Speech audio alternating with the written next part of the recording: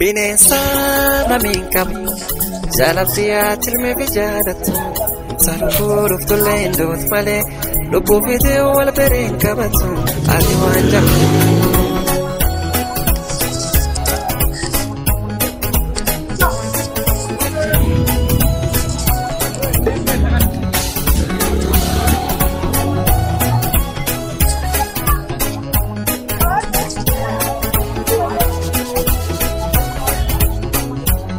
Ayotiya titana dalte, dadabde na guddifte, gargal guddiski yaamsite, guddifte nama na tolchite.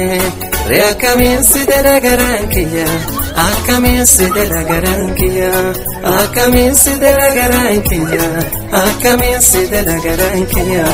Obsetiya, obsetutiya, obsite na dalte ayotiya, obsetiya, obsetutiya. Obsite na dalte ayotiya.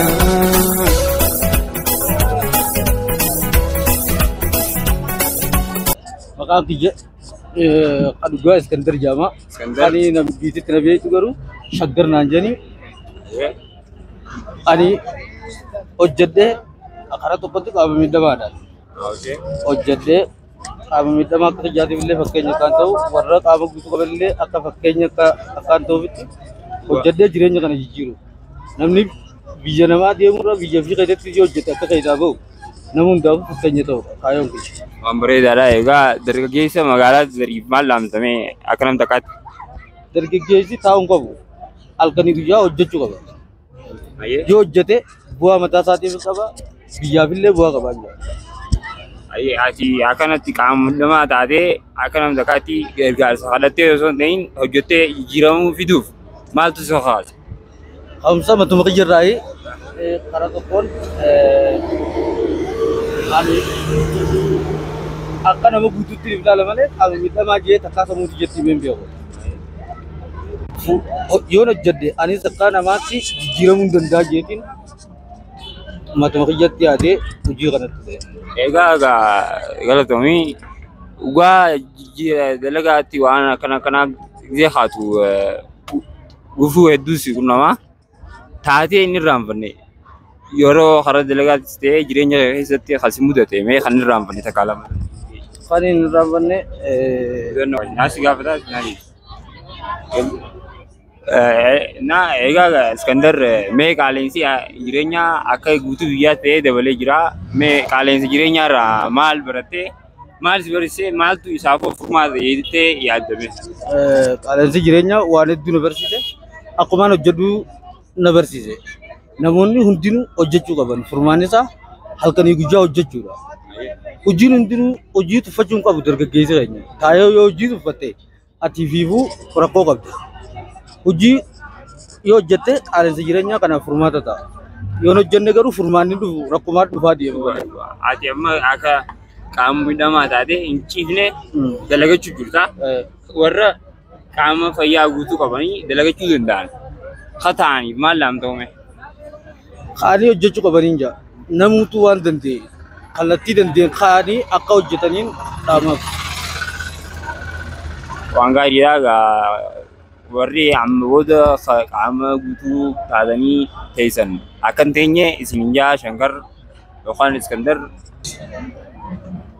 Naa galatoomii waan bareedaan hundee Shankar keenya gabanumaanuu jiraattota magaalaa Zariif yeroo magaalaa dhuftan bareedina kophee teessaniittis ta'ee yoo dheebottan bishaan dhuguuf gisee karaa magaalaa seentan addabaabaayii irraa karaa masgiidaa karaa mirgaa irratti sharaa diimaa hidhatee waan argamu jecha akka bira gortanii kophee teessaniis miidhagseeffatanii dheebuu baatanii akkuma agartanitti isa gargaartan waan akka kooksii sharaa hidhatee waan jiru jecha akka irraa fayyadamaa taatanii isallee gargaartan gamanumaan dhaamsisin keenya galatooma.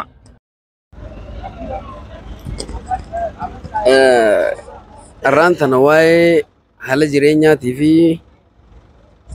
qaaleensa jireenyaa akkasumas waa'ee magaalaa teenyaa wajjin wal qabatu kanarraa marii godhuuf deemna gaaffii deebii godhuuf deemna amma xumura sagantaa teenyaa nu hordofa.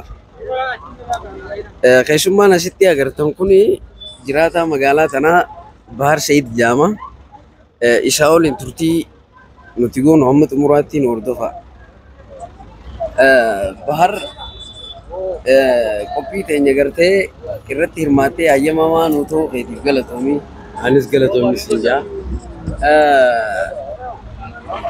dadar makan jamu malif mogafame jete yata makan dadar malir rahe mogafame wan awasni si dadar tebi san macha dadar jani mogasa awasni si erodu nama dadan kebalti jalala biya wan kabdech jalala nama wan kabdech dadar jani mogasa ni dade chuba kasan ma barchi me galatomi gulistota magala dadar babekamo akka oromiyaatis akka itoophiyaattis biitini qabdi jaamee yaate mukeessa gulistota jajjaboo magaalaan dadar burqisiiste eenyufaa beeku akka qamarisu akka